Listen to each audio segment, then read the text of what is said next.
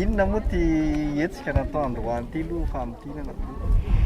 Ny hetsika androany zany a dia fankalazana ny andro iraisam-pirenena ho an'ny vehivavy tantsaha maneran-tany io zany. Dia andro ihany koa maneran-tany fankalazana ny amin'ny fanasana tanana satria mbola ao anatin'ny ady amin'ny valanaretina Covid-19 isika. Dia ny rapitso moa zany dia andro ihany koa ho an'ny maneran-tany ho an'ny sakafo ka natambatra izany amin'ity androany ity mifanokafana dia manana loha hevitra lehibe banjinina zany zahay avy amin'ny fikambanam-behivavy farma na hoe Femme Action Rurale dia ny hoe tany, masomboly, rano fanambo amin'ny vehivavy ho amin'ny fiandrianana ara-tsakafo. Dia ny fankalazana rehetra zany dia manaraka an'izay loha hevitra izay avokoa. Inona natavaka n'ity hetsika ity raha oharina tamin'ny teo aloha?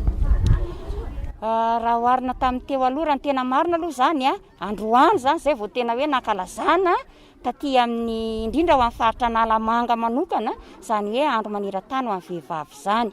Fa ohatran'ny hoe lasa entina any amin'ny faritany sy lavitra ny foana raha ho an'ny fitondram-panjakana zany.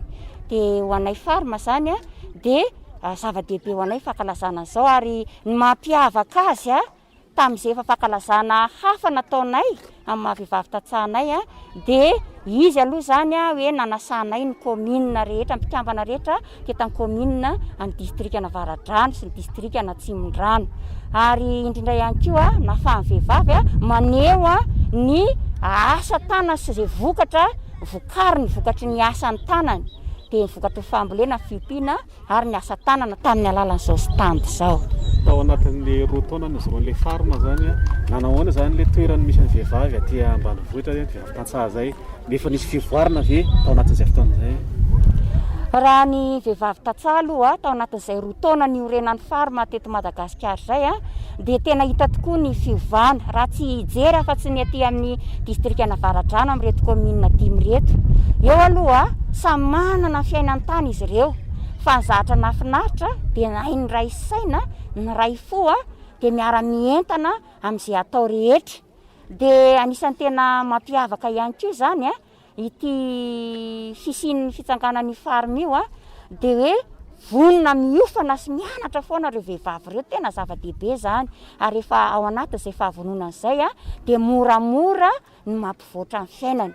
Dia nisy zany aloha ny dingany efa hitanay izany hoe efa manomboka mivarotra vokatra tamin'ny alalan'ny fampifanana natao azy ny mpikambana ao amin'ny farma.